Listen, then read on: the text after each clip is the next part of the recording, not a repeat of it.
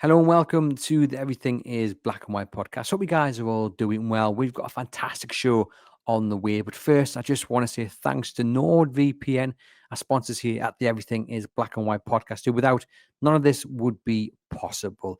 And we've teamed up with them to offer our listeners and viewers an exclusive offer. You can click the link in the podcast description box or go to nordvpn.com/tune to sign up and save your pennies on a plan. It is well worth your time to sign up. You are secure, you are safe, and you're supporting the podcast. Why sign up? I hear you ask. Well, there are a host of benefits. For me, it is the value for money because one subscription can be used across 10 devices. That's your work phone, your personal phone, your tablet, what have you. 10 devices, one subscription. I mean, that is the definition of value for money. The other thing I love about it as well is the way that it keeps your details safe and secure when browsing on public Wi-Fi. So if you're on the bus, the train, you're in a cafe and you're connected to their Wi-Fi, there is always the risk that your details could be compromised. That's your bank details, your passwords, and a load of other stuff as well. But with Nord, you are safe and you are secure. And that for me means a heck of a lot. And look, if you're going abroad as well and you're missing your home comforts and you want to keep with it with all your UK streaming services, then you can click the location back to the UK and make sure you never miss your favorite program. What is not to love about it? It's absolutely fantastic. Very simple to get on board. You download the app, you sign up, and away you go. You're keeping yourself safe, you're keeping yourself secure, and you're supporting the podcast at the same time. And another benefit, and I've already mentioned three, and there are a host of other things to mention as well if we had the time. But the final thing I'm going to mention is a 30-day money back guarantee. So it's literally no risk. If you don't like it, get your money back. But you will like it because it's a superb app to have on your phone. Keeps you safe, keeps you secure. And once again, you're supporting the podcast. So click the link or go to nordvpn.com/tune to take advantage of an exclusive offer for our listeners and viewers of the Everything is Black and White podcast. Roll the titles.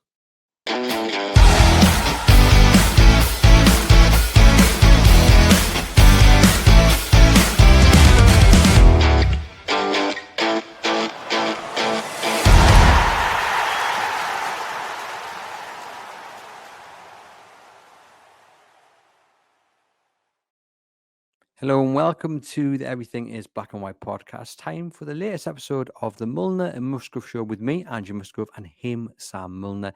He's been away for a week camping, but he is back and ready to talk all things Newcastle United. Sam, welcome back. How was your trip away? Everything hurts. I don't know why people do it. Well, at least it Why? wasn't raining. No, it wasn't. But then that brings another set of challenges. In one day, it was excruciatingly hot, and there's just no respite from the sun. It's just I don't get. I mean, the shorthand answer is yes, very well, thank you. Yes, it was lovely. But yeah. Yeah, it was. I'm delighted to be back home, sleeping in a proper bed. I'm once again relegated, marooned in my bedroom because, of course, the kids are still on their summer holidays. Can't wait for them to go back to school. But yeah, the season's here, and soon the transfer window will be closed. Thankfully. Yes. And I'm going to make the point later in the show that I despise the transfer window. I don't want to wish my life away because I have other brilliant things going on. But if I could just, as soon as the season finishes, clip my fingers and the transfer window's done and we know what's happening, I would do that because I hate it. Hate it. And that's me in this job. I despise it. But what happens now if we go back to sort of pre-2001, something like that, when the transfer window was introduced? That it's just open pretty much all year round up until like March, April time. And then we could have an Isak saga ongoing pretty much all year round. Yeah, that would be worse. That would be worse. I mean, there is no solution to make the transfer window any more bearable, and certainly not open it all year round because that would be dreadful as well. Especially as well now, like with teams like Chelsea and City and Liverpool who are just signing players so other teams can't have them. Yeah, it'd be a disaster. Allegedly, who are we talking about? Who have they taken that? Other teams can't have? Are you referring to James Trafford? Maybe I don't know. Who are you referring to? Well, Trafford, Delap, Ekitike, if they want Isak so bad. I mean, How good Ekitike, was Ekitike? Was on Friday night. It was absolutely sublime. There's a reason why he was Eddie Howe's first choice, really, over Isak all them years ago. Trafford was decent, wasn't he, against Wolves Very as well? good, yeah. As was Reinders, my pick of the season. My word, he was silk in midfield, wasn't he?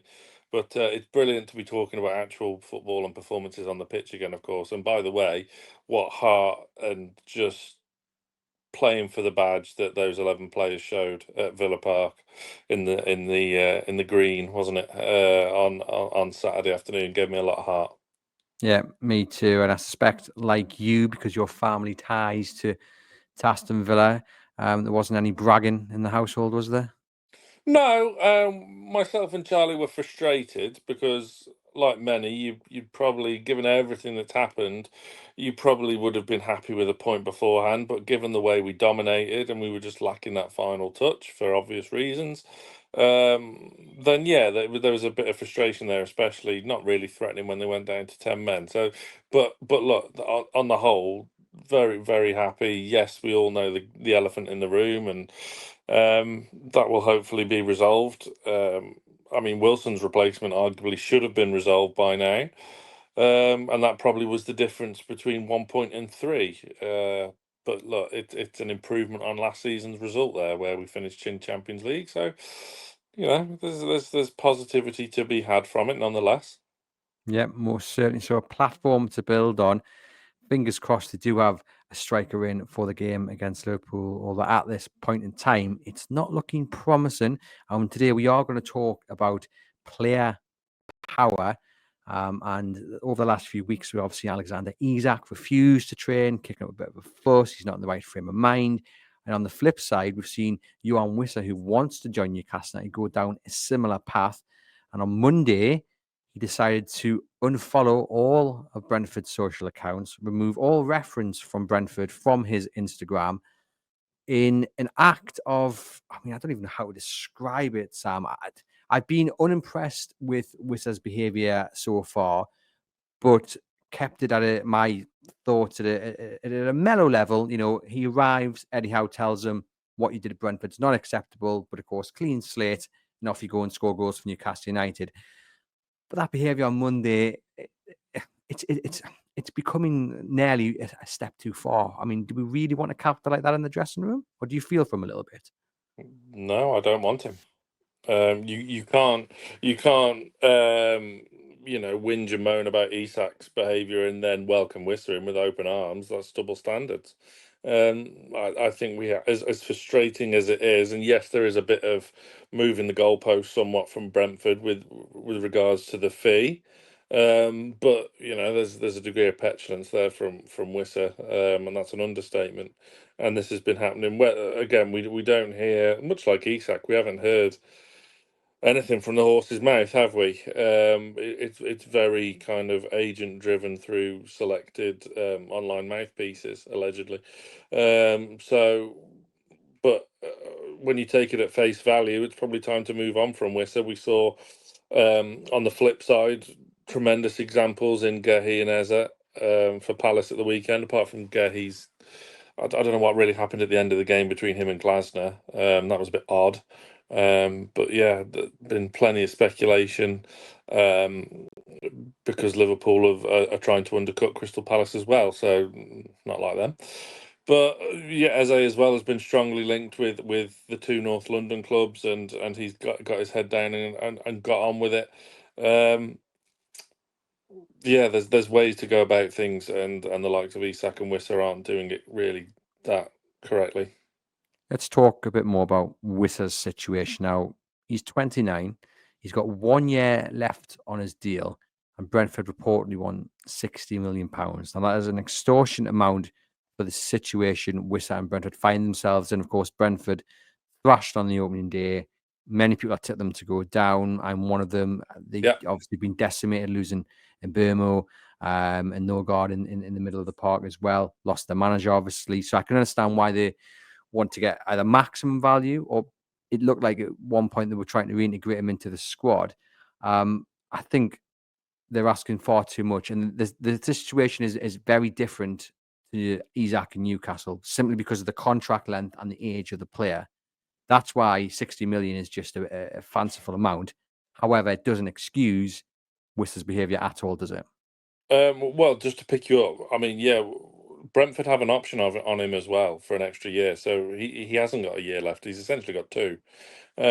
So, and it's Brentford's option, not the players. So he has in essence got 2 years left on his contract, because they're not going to let him go for free. Brentford have probably seen the kind of prices that players have been going for this summer, and some of them have gotten out of hand, so they probably want a bit as well. So, and fair play to them. But yeah, it is probably a little bit. It's especially if you believe the reports that okay, he was told he could go for 30, and then they pushed it up to 35 with add-ons, and now all of a sudden it's gone up to 60 again. That is very different to the Isak situation, where it's been 150 million to start a conversation, but he's very much not for sale. That line hasn't changed for nigh on 12 months. So whether you get Liverpool fans in comments or online going, it's double standards from Newcastle, there are very distinct differences between the two scenarios. But yeah, on the bare face of it, I would be moving on from Wissa. I don't like the way he's conducted himself. I don't think it's. I don't think it's a good long-term signing. He's a very good player, like we've maintained, but and I get the sense of frustration and sort of borderline panic from the fan base as a whole, saying, "Look, we need someone," and Wissa's a good player, which he is, and he'd be fantastic if Wissa was on the pitch playing through the middle with Gordon on the left on Saturday. Would we have won? Yeah, I think we would. I think we would have won very comfortably indeed by 2 or 3. But yeah, you can't be having players like that in the dressing room, whether it's encouragement from the agent or whether it's the players themselves. I'd be, and the more and more I think about it, and whether this is the kind of panic that I've been talking about in the back of the head, the more your man Larson looks an attractive proposition. But then, do I think, well, hang on a minute, isn't that just me being desperate and just kind of settling? Look, if there's a deal to be done with Brentford, it has to be done very, very quickly over the next day or 2. You wouldn't be settling for Strand Larson. He'd be a fantastic player. We're going to talk about him in a moment, but sticking with Wissa, I mean, obviously there appears to have been some sort of encouragement and understanding, both I would think to the player and to Newcastle United, that this deal would get done once Brentford signed Tara from Bournemouth, and then the goalposts have moved. And I think that's not on from Brentford. Again, I agree with what you're saying. I think they have seen how crazy this market is, and they've chanced the look. Of course they have. They want to get maximum value. Why wouldn't they? You know, if they are going to sell a prolific striker like him, of course they want to get top whack for him. But I do think they've chanced their arm, and it's not going to work. I think Newcastle United are going to now walk away. I think that's what they need to do. They probably should have walked away prior to now. And have to walk away as soon as possible because time is not on their side. It's just a bit of a mess, really. But he would be a tremendous signing. But it does go back to something you mentioned there. I mean, who next? Because this is the Callum Wilson replacement. Yeah. So is it Ivan Toney on loan potentially? Is it Ollie Watkins maybe? But then would you bump him up to being the replacement for Alexander Isak? I mean, the bottom line is for any Liverpool fans who stumble across this is that, you know, it needs to be 2 strikers in before Isak goes, and Newcastle haven't even got one. Yeah, it's good, isn't it? And look, the more and more it's just abundantly clear that Asula's nowhere near ready or good enough as things stand, to kind of fill that void either. But again, we've spoke about Asula before, and that he's a bit of a slow burn and maybe a late bloomer. We hope. But yeah, it's the talent pool is thinning. We saw Callum Wendo go, who I mentioned in the summer, didn't I? In our kind of 3 players to choose from as my kind of Callum Wilson replacement. He's gone for 30 million. I think that's fantastic from Forest. To combine that with holding on to Gibbs White, combining that with the signing of McAtee, I think they've done exceptionally well there. Chris Wood just keeps on finding form, doesn't he? What a threat he's going to be in Europe. Yeah, it's maybe we should get him back now. But then, you know, you look down the list of the players we've been linked to, whether it's Muniz from Fulham, whether it's Jorgen Strand-Larsen from Wolves, who I think is still a very difficult deal to do. And then you get further down the list, and all of a sudden you arrive at Bas Dost, Shefki Kuchi, and all those guys, Marlon Harewood on loan. Let's see what happens. But yeah, there's no doubt about it. The talent pool is thinning. I'm surprised we haven't been linked with Boniface from Leverkusen. But like I mentioned fleetingly a couple of weeks ago, his injury record isn't that great, but there's no doubt about it. He's a very talented player. And also, whilst I mentioned Boniface and we're on Wissa as well, it's an AFCON year. So you don't want to be signing two strikers who are then going to be disappearing for over a month at the back end of the year, start 26. And then we're back to sort of square one for a really crucial point of the season. We saw how crucial it was last season because that we were flying and we picked up points and picked up places and put distance between ourselves and the chasing pack throughout that run over Christmas. It's a real crucial part of the year. So yeah, it's one of them where options are thinning it, but it still has to be the right move for the right player, the right character. You can't let your kind of fundamentals, your basic principles kind of slip. No, I agree. And I think the character is the one thing that you do not give up on. It has to be character first and foremost, has to fit into the dressing room, has to have the right attitude, the want and desire to play for this club, to understand it, to embrace everything that comes with it. I think that's different though to lowering your standards, for want of a better phrase. Because in an ideal world, if you're replacing Alexander Isak, you're not replacing him with Strand-Larsen and Yoana Wissa, for example. Do you know what I mean? You're going after someone of world class quality to replace Isak, and then yes, maybe you get in a Wissa or Strand-Larsen, but this isn't an ideal world. And I've seen a couple of people saying, well, actually, you don't want to be signing strikers for the sake of it. And again, I agree with that, but I think the margins are very, very thin in terms of, is it a bigger gamble to lower your standards and sign a striker to replace Callum Wilson and potentially do the same with Alexander Isak than it is to either sign one mid-level striker to replace Callum Wilson and keep Isak in the hope that he can be reintegrated, or the third option, you don't sign anybody and you're left with Isak, and whether he can or not come back into the squad, Gordon and Asula. Like, what is the bigger risk, and what would you see Newcastle do, and what would you accept? I don't know because we still haven't heard from Isak. I would be amazed if all of this isn't agent driven. I really would. Because he went on the pre-season tour to, was it Germany or Austria? Austria. Austria. Alan Partridge there for you. And welcomed Elanga with open arms, and yeah, they had that lovely little moment on social media, didn't they? With him being very happy that his fellow countryman has joined us, and then all of a sudden, all hell breaks loose. And he's never going to play for us ever again. He has no interest in reintegrating with the squad. The squad have taken that on board very, very well and have reacted superbly. So it's a testament to the leadership we have in that dressing room, which was, I just remember in the days of Bruce where we were, the talking point so often after games was, where's the leadership? Where's the leadership? Oh, chalk and cheese now. Dan Burn, Kieran Trippier, still got Jamal Lascelles in there with a big, big voice. Yeah, tremendous leadership in that dressing room. Even Gordon, his comments were fantastic. At the end of the game, I hope St James's Park is an absolute cauldron on Monday night. I have visions in my head of how that stadium should be for that game, and I hope it lives up to that. I'm gutted I can't be there because I'm working. I booked that weekend off, but then again, then as Sky have it, they move it to Monday night. Cheers. But yeah, it's one of them. Yeah, you can't undermine your principles though. So we're still striking a line through Nicholas Jackson, right?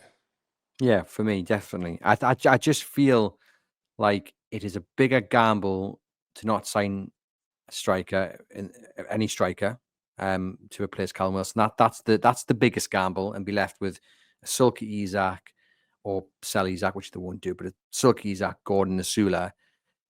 The second biggest gamble, I think, is to sign a striker and then stop at that point and keep Isak. Because I just don't see how he can be reintegrated. I think the comments, as I mentioned on the Monday show, I think the comments that we saw after the game against Villa, for me, that's the final nail in the coffin for Isak in Newcastle United, because the players have actually broken cover and come out with messages of unity and how they've been tested and how it's a problem. What do you want them to say? Because they've got media commitments to do. It was a game live on television. What do you want them to say? I think I understand what you're saying. Of course, they can't not do the interview, but I mean, you don't think those comments were pointed? You don't think they had a very strong meaning behind them? I think Eddie Howe and the squad have played it perfectly, and it's not like media tactics or whatever. I just think there's that genuine attitude there and that genuine squad harmony there that is just a testament to Eddie Howe and the players we've got in that squad. Football is very fickle. We forget that players have been in this position before, not got their move, and have stayed an extra year, whatever. Or in the case of Steven Gerrard, for their remaining career. He wanted to go to Chelsea. Wayne Rooney wanted to go to Manchester City. Those moves didn't happen. The fact that Isak won't put in a transfer request to kind of negate this loyalty bonus, there is a way back for him. There always is. It's football. This is an industry that holds no real logic. If he comes back after the window, apologizes to his teammates, starts scoring again for Newcastle United, all is forgiven. But he has a mountain of crap to crawl through before we get to that point. Yep, to crawl through, not over. No, to crawl through, because if he does stay, and I guarantee you his first appearance will be from the bench, he will get a not very nice reception, which will be thoroughly deserved. He's made his bed, and he will have to cope with that should that moment arise. I still think now there is still a chance he goes, probably after the Liverpool game. But you're forgetting the key component into this. Liverpool haven't made a second bid. Well, I said on the Monday show, they didn't make a first bid until No, midway through the window, which then again raises questions about the claim that he told Newcastle just none of it makes months sense, does ago. it? No, there's a lot about this that doesn't make sense, and I think this is the thing I was thinking about. Obviously, Isak has said, or it's been claimed that he told the club months ago. Wissa claims he had an agreement last summer and the summer before that, and then what have you, and this all to leave for certain clubs. These players, because this happens more often than not, verbal agreements are not worth anything because you can't prove anything. If you have an agreement to leave next summer, right, get it written down in a contract, or at least record the conversation. Do something where you've got evidence to suggest or evidence to prove that conversation happened. Because it's just he Yeah, says, she says. It's ridiculous, and I know that's me. I'm doing a bit tongue in cheek. It's never going to happen, but I just laugh when I hear reports saying, "Oh, there's a verbal agreement to do this, there's a verbal agreement to do that," or there was, and they've gone back on it. It's like, prove it. You know what I mean? It's ridiculous. but prove it to who?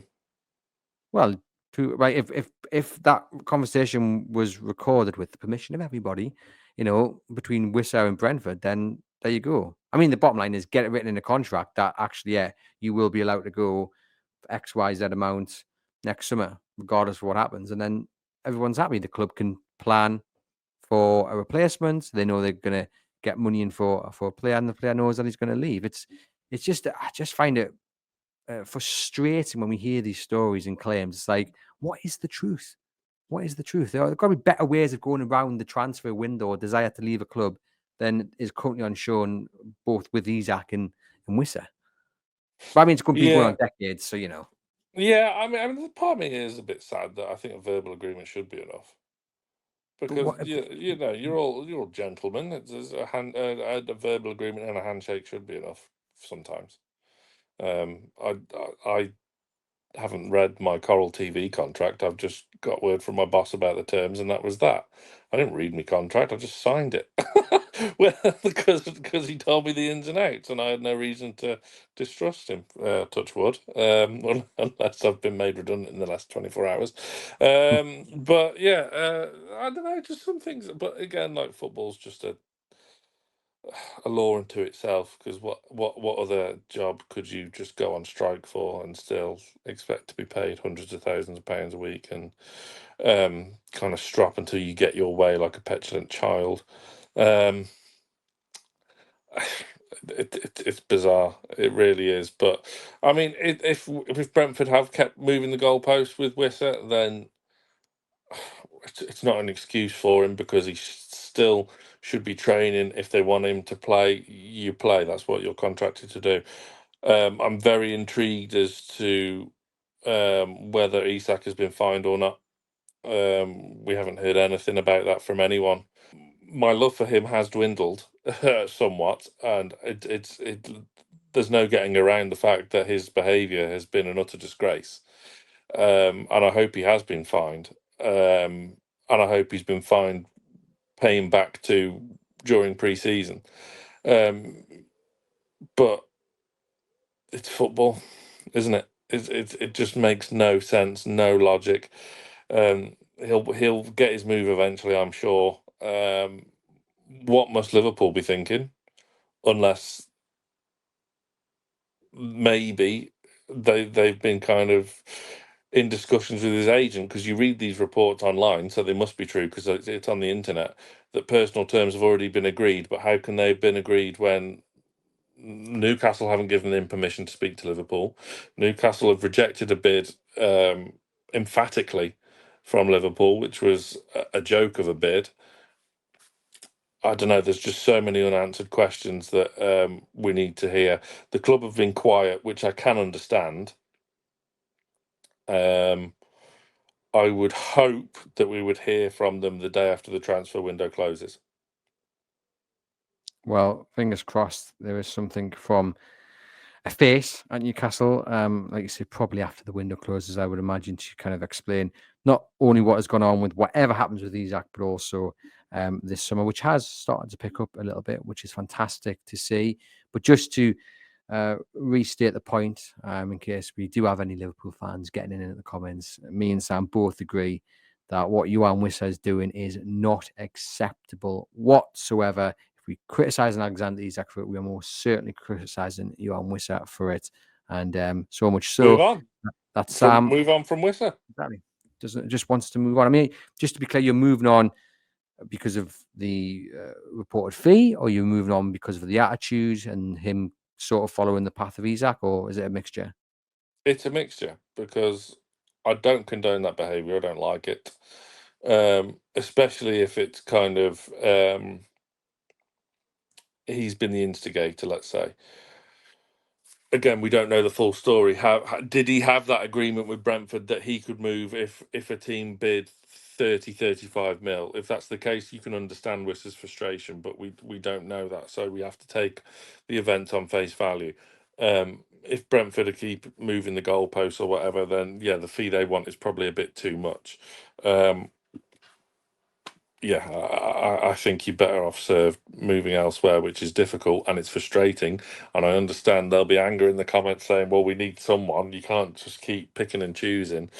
Because, it's affecting, although it's only one game in, it's affecting our points tally, because we should have come away from Villa Park with 3 points if we had a focal point striker up front. Gordon did very well, by the way, ran himself into the ground, but he's not a number 9. He doesn't have that positional know-how. He doesn't make the right runs.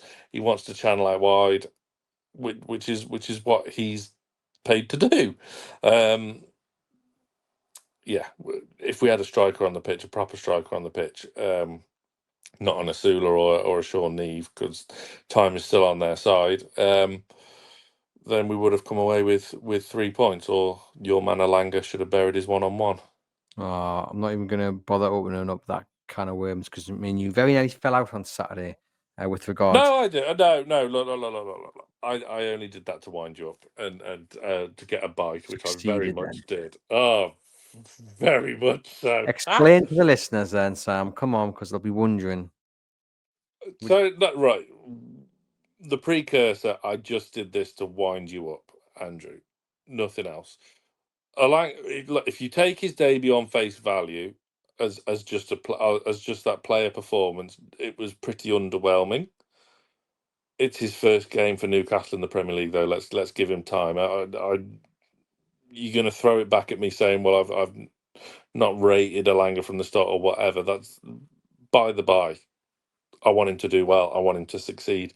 I'd have loved for him to bury that chance. However, when he missed that chance, I got straight on the WhatsApp to you and said Kubo would have buried that, which you would, by the way. But that was just to wind you up. That was just bants. But yeah, what did you make of his debut? I enjoyed it. I thought, looking back at the replay, the effort that he missed. It was a great save. Yeah, exactly. So there you go. Like, I think people are just looking, as I said on the Monday show, looking for some sort of scapegoat. Frustration is boiling over. Well, yeah, Longstaff's left. What else are they going to do? Exactly. Miggy's gone, But Elanga is in a new setup, new teammates, new way of playing.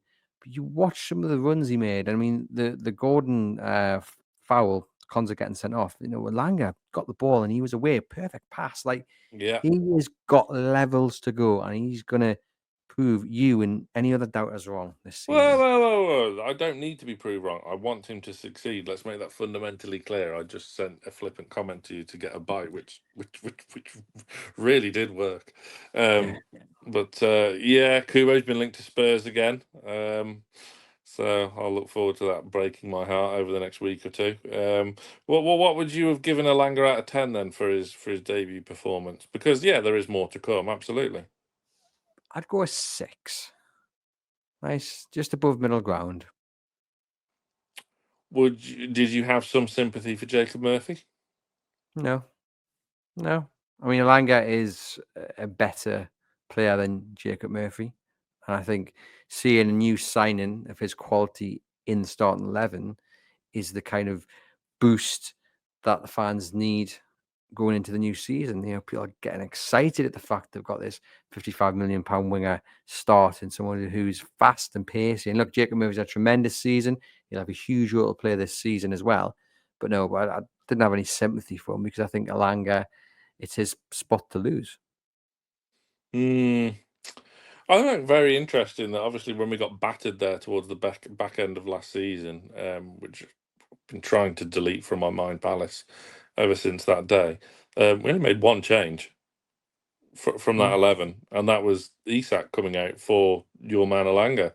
It just goes to show how good we were, and Villa looked off it. There's no getting away from that. But we applied the pressure, and there was intensity, energy, and work rate there, which is what I love. So yeah, that's why I came away from that yet a little bit frustrated because we did deserve all three, but it was still encouragement considering the turmoil of the off season and just how awful pre-season was as well. Didn't win a game. Still haven't won a game, have we? I suppose, but yeah, hopefully we can get a striker in that can go straight into the team for Monday night. Most certainly so. And as at the time of recording, the Athletic have reported that Newcastle continue to hold a firm interest in Strand Larsen of Wolves. And interestingly, the main line that you pick up from the report is that he is interested in a move to Newcastle United. He's not agitating. Good lad. And of course, Wolves at this present point in time are not encouraging a move, and I don't think they will do unless it's for silly money. But he's a player that I've talked about all summer. I genuinely think he would be brilliant, but I just don't see that deal happening whatsoever. And it then lends itself to the question, Sam, as we've discussed, who is next? I mean, I don't think it's impossible. Nothing's impossible, but I think you would be talking we're talking 60 million for Wissa and saying no. I think you're probably talking at least 60 million for Strand Larsen. I think that's where Wolves would come in. They'd want to, well, at the very least, double the money. So they pay 23 million. So they're going to want. Yeah, I thought 50. You think 50? That would be doubling the money, but I think given the timing and stuff, I think they might want a little bit more than that. And given that they are probably one of the teams really worried about safety as well. Because you've got to think about it, we're going around and saying time's not on Newcastle's side here. Who's going to come in? Can't be in. Right, Wolves can accept the bid for £50 million to Strand Larsen, but then what's going to happen? You know what I mean? They're currently in the market, still trying to replace Cunha. Yeah. So, you got to look at it from their side as well. And again, you apply that to Brentford. Is Atois a good enough replacement? Silly money, by the way, for him. But anyway, Ramsey, just briefly, because we have got a view from the opposition. We haven't got a view from the opposition. We've got an introduction of Jacob Ramsey coming up later this week from Dan, who did the view from the opposition last week for the Villa game. So that's going to be a feature-length episode coming up this week. But your thoughts on it, Sam? Actually, scrap that. I want to know the verdict of your wife, considering the Villa ties there. Is she good? Oh, they're sad to see him go. This is a signing akin to us selling Elliot Anderson. Elliot Anderson didn't want to go from Newcastle, didn't want to leave. And I don't think Jacob Ramsey wanted to leave Villa. Well, I know he didn't want to leave Villa. However, he's done the right thing in kind of, because Villa have their issues, not with PSR, but with the UEFA thing they got charged with. They're spending, whilst they balanced the books for PSR for Premier League purposes, they didn't for UEFA. So they were still at risk of being booted out. But I think that's appeased now with this sale. They've got a good fee for him, really good fee. And Jacob Ramsey, it will be a massive addition. But I would compare it to Elliot Anderson. So obviously Ramsey's made all the right noises, said some fantastic things in his kind of introductory video, and working with Eddie Howe could potentially see him break into the England squad, which I think there's every chance it will. I think it's a brilliant little signing. I really do. When we were looking earlier in the summer for kind of replacements for Sean Longstaff in midfield, we were kind of looking at the kind of lower end of fees and maybe players for the future and whatnot. But no, we've got one that's ready to go for his prime peak years. And whilst it's a replacement for Sean Longstaff, I think it's more of a replacement for Elliot Anderson, because Elliot Anderson has gone on, whilst he didn't want to leave Newcastle, he's gone on, had the right attitude about the move, done the right thing by his selling club, who didn't really want to lose him. And I think the Ramsey situation is identical. But Elliot Anderson has kicked on superbly, got player of the match at the weekend, and he's gone from strength to strength to strength. And I think Ramsey under Eddie Howe can do the same. Like you said, he's seen what's happened with Gordon, with Hall, with Livramento breaking into the England squad, even Dan Burn breaking into the England squad. I think it's a brilliant move. I really do. If he can stay fit, that's a proper option. And he will get his fair share of game time as well, because 9 days' time we find out our Champions League fixtures, which is exciting and terrifying at the same time, because you don't want to be going to the Bernabeu with a Sula up front, bless him. But yeah, at least the Calvert-Lewin rumours can stop now, and Vardy as well soon. It looks like he's off to Celtic. But yeah, Jacob Ramsey, I think that's a brilliant signing. Brilliant signing. Yes, I think we've overpaid a little bit, but I think every team's overpaid for nearly everyone this summer, so it's just following that trend. But yeah, he's got a good head on his shoulders, good sporting pedigree. His dad was a boxer. His brothers are all footballers as well. So yeah, he's a good lad, and you can tell from the messages from a few of that Villa squad, they're really sad to see him go. So I think it's a bit of a coup for Newcastle. Yep, I'm excited by it. I think he's got pace, he's got skill, he's tricky to defend against. Needs to add a few more goals to his game, but I think that'll come in time. Eddie Howe's proven that he can take players up to the next level. So I'm excited to see how he fits Versatile. in. Yeah, versatile. I'm excited to see how he fits in. Excited to see Box how he to works. box, so Willock's under pressure when he's back from injury. I think Willock is falling down the pecking order after his poor season last season, but that, you know, form is temporary, so there's every chance Willock can bounce back, which hopefully he can, because he needs to, if he has a long-term future at the club. But yeah, I think I don't see any negatives for this transfer. I think it's a great bit of business. Well, there we have it, ladies and gents. Thank you very much for tuning in to the Milner and Musgrove Show. Do get into the comments. Do hit thumbs up on the video and hit subscribe as well. If you're listening later on the audio-only platform, do leave us a rating and review and subscribe to the channel. Remember to click the link in the podcast description box and take advantage of your exclusive discounted offer on your NordVPN plan. Support the podcast and stay secure. Myself and Sam will see you guys next week.